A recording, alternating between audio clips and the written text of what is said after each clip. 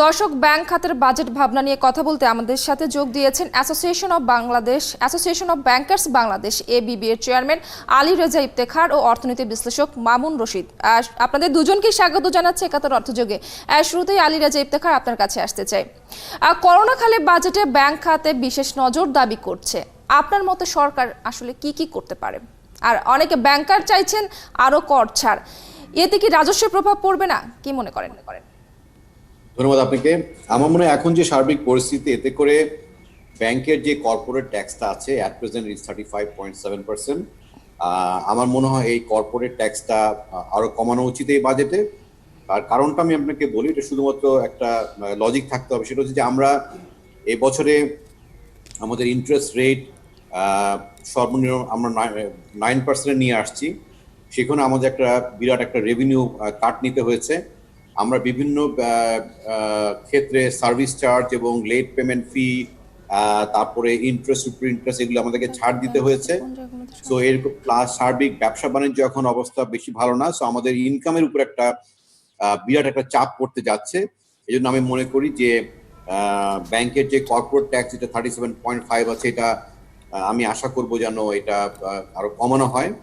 এবং আরেকটি হচ্ছে যে আমরা জানি যে কিছুদিন আগে একটা সার্কুলার আসছে যে ইনকাম ট্যাক্সে ব্যাংকে যদি স্টক যদি কখনো ক্যাশ ডিভিডেন্ড থেকে বেশি হয়, সেই ক্ষেত্রে একটা এক্সট্রা সার্ভিস চার্জ 10% অ্যাড করার কথা। আমার ব্যক্তিগত মত হচ্ছে এটা রিভার্স করে দেওয়া উচিত। তার কারণ হচ্ছে যে এখন যে ব্যাংকিং যে ইন্ডাস্ট্রি এখানে যাচ্ছে, এখানে ব্যাংকের দুটি জিনিস খুবই ইম্পর্টেন্ট। একটা হচ্ছে যে আমার liquidity has to be good and capital একটা ভালো বাফার থাকা উচিত। আমি যদি স্টক ডিভিডেন্ড যদি এনকারেজ করতে পারি, সেই ক্ষেত্রে আমার যে ডিভিডেন্ডের টাকাটা ক্যাশ আউট না হয়ে আমার ব্যালেন্স শিটের মধ্যে থাকবে, যার ফলে আমার ক্যাপিটালের স্ট্রেংথ আরো বাড়বে। এইটা আমি মনে করি ইমিডিয়েটলি হওয়া উচিত। আরেকটা হচ্ছে যে এগ্রিকালচার এবং আইটিতে আমার মনে হয় গভর্নমেন্টের এই আগামী 1 বছরের জন্য হলো একটা ছাড় দেওয়া উচিত। কারণ আমরা ব্যাংকগুলি এখন চিন্তা করছি যে ডিজিটাল সলিউশনগুলিকে আরো অনেক বেশি বাড়ানো। আমরা যদিও দিচ্ছি, কিন্তু আমার মনে হয় এখানে আমাদের অনেক কিছু করার আছে। সেই ক্ষেত্রে আমাদের যে সমস্ত সার্ভিসগুলি আমরা প্রোভাইড করবো, যে সমস্ত ইকুইপমেন্টগুলি আমরা অ্যাকোয়ার করবো বাইরে থেকে, সেই আইটি ইকুইপমেন্টের উপর যদি আমাদের ট্যাক্সটা কমায় দেওয়া হয়, তাহলে মনে করো আমাদের ডিজিটাল ব্যাংকিং এর দিকে আমাদের এগোতে অনেক সুবিধা হবে এবং এটা রিস্ক অনেকখানি কমাবে। দেখেন, ব্রাঞ্চের লোক এসে সার্ভিস নেওয়াটা এটা হাই রিস্ক।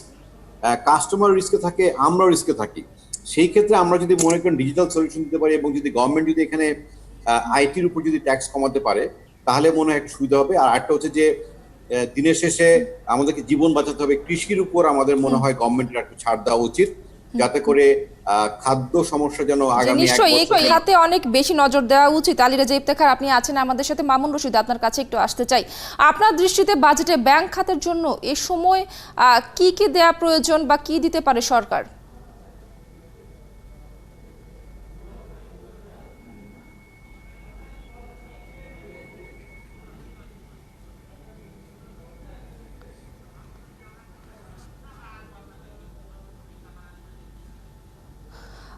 মামুন রশিদ, আপনি আছেন আমাদের সাথে? ঠিক এই মুহূর্তে আপনাকে শুনতে পাচ্ছি না। আপনার কাছে আমরা আবারও ফিরছি। আলী রেজা ইফতেখার, আপনার কাছে আসতে চাই। এখন ব্যাংকে আমানত আসার গতিধারা কেমন রয়েছে আপনার কাছে একটু জানতে চাই। এটি কি ব্যবসার জন্য আশাব্যঞ্জক? 750 কোটি টাকা প্রবাহিত হবে ব্যাংকগুলোর মাধ্যমে। একদিকে আনন্দের বিষয়, ব্যাংক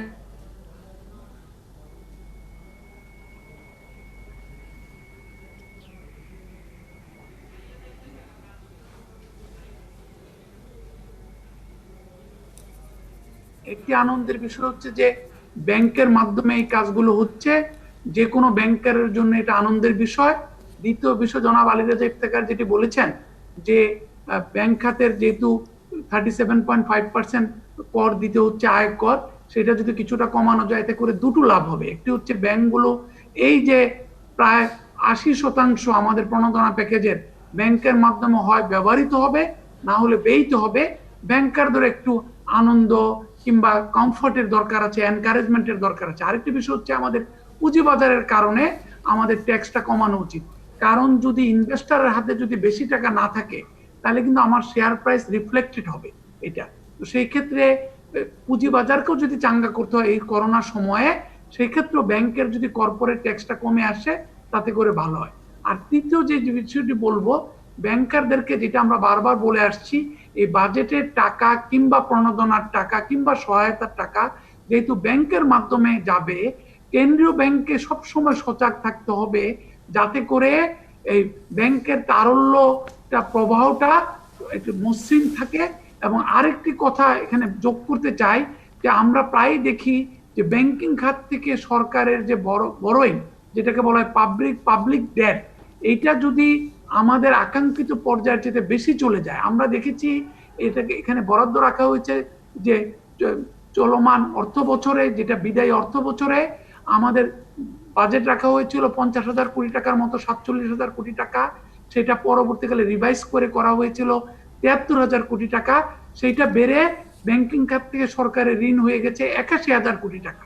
এরকম যাতে ব্যাংকিং খাত থেকে যাতে আচমকা, যাতে সরকার যাতে ঋণ নিয়ে প্রাইভেট সেক্টর কিংবা ব্যাংকিং খাতের যে অপরাপর ঋণ গ্রহীতা রয়েছে তারা যাতে বঞ্চিত না হয়, সেই দিকেও কিন্তু অর্থ মন্ত্রণালয়, অর্থ বিভাগ এবং বিশেষভাবে বাংলাদেশ ব্যাংকে চোখ রাখতে হবে। আর চতুর্থ যে বিষয়টি বলবো, এটা কিন্তু 82,750 কোটি টাকা প্রণোদনা শুধু পৌঁছে দেওয়া নয় আকাঙ্ক্ষিত পর্যায়ে, এটা আবার ফেরত এনে ব্যাংকগুলোকে, যার যার কাছে কিছু টাকা দেওয়া হয়েছে ফেরত যোগ্য নয়, বাকি বেশিরভাগ টাকাই কিন্তু ফেরত যোগ্য, হয় কেন্দ্র ব্যাংককে ফেরত দিতে হবে, না হলে অর্থ বিভাগকে ফেরত দিতে হবে।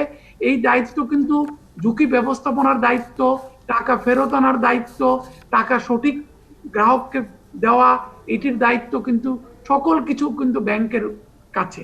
এবং ব্যাংকগুলা যদি টাকা ফেরত না আনতে পারে সঠিক ঝুঁকি ব্যবস্থাপনার মাধ্যমে, তাহলে কিন্তু ব্যাংকগুলোর প্রফিট আবার কমে যাবে। রাষ্ট্রীয় কোষাগারে কিন্তু কর হিসাবে ব্যাংকগুলোর লাভ কমে গেলে আবার সেটা রিফ্লেক্ট হবে, আমাদের কম কর আদায় হবে। এবং ব্যাংকগুলো যদি বেশি লাভ না করতে পারে কিংবা আকাঙ্ক্ষিত পর্যায়ে লাভ না করতে পারে, তাহলে কিন্তু তার প্রফিটেবিলিটি কমবে, তার শেয়ার প্রাইস কমবে, শেয়ার প্রাইস কমলে তার কিন্তু ক্যাপিটাল মার্কেটে তার একটা রিফ্লেক্ট হবে। তো সামগ্রিকভাবে ব্যাংকগুলোকে প্রস্তুত হতে হবে। এবং জি মামুন রশিদ, আরেকটি বিষয় একটু জানতে চাই যে বেসরকারি খাতে আগের চেয়ে ঋণ কম যাচ্ছে, এছাড়া ব্যাংক খাতে সুশাসনেরও অভাব আছে।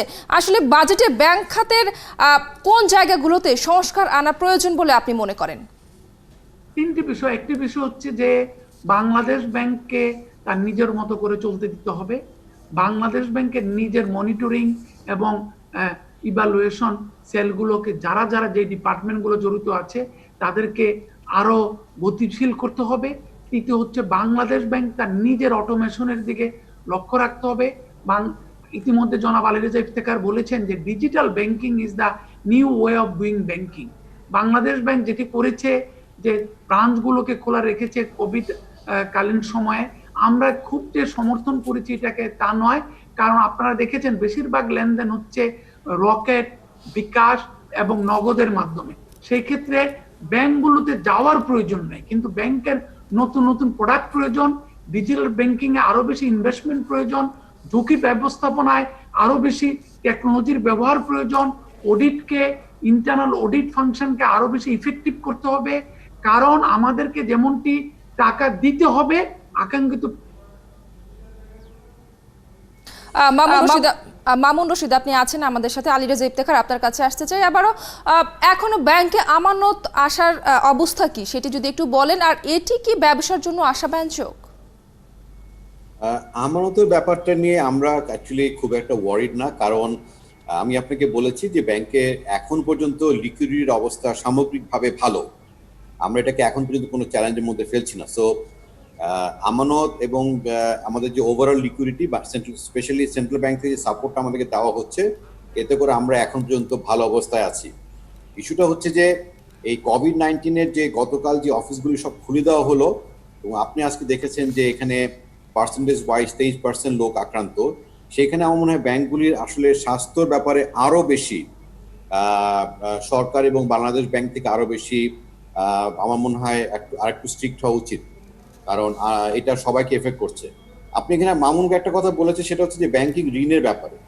দেখেন, আপনি যদি গভর্নমেন্ট যদি ব্যাংক থেকে বেশি ঋণ নিয়ে নেয়, তাহলে কিন্তু আমার লিকুইডিটির উপর চাপ পড়বে। আমি কিন্তু তাহলে আপনার লেন্ডিং এ আমি একটু সাই হয়ে যাব, তাই না? আমার এবিলিটি কমে যাবে।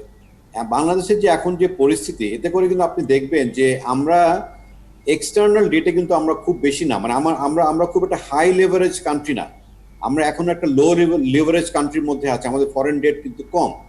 সেই ক্ষেত্রে একটা জিনিস হতে পারে যে গভর্নমেন্ট যদি ব্যাংকিং সেক্টর থেকে যদি টাকাতে লোন না নিয়ে যদি মাল্টিন্যাশনাল যে সমস্ত কোম্পানি আছে সেখান থেকে তারা যদি লোন নেয় স্বল্প সুদে বা একদম নমিনাল ইন্টারেস্টে, সেই ক্ষেত্রে তারা কিন্তু মার্কেটে একটা লিকুইডিটি মেনটেন করতে পারবে rather than borrowing from the banking sector. Banking sector থেকে কখনোই সরকারের খুব একটা বেশি টাকা নেওয়া আমি ভালো বলে আমি কখনোই মনে করি না।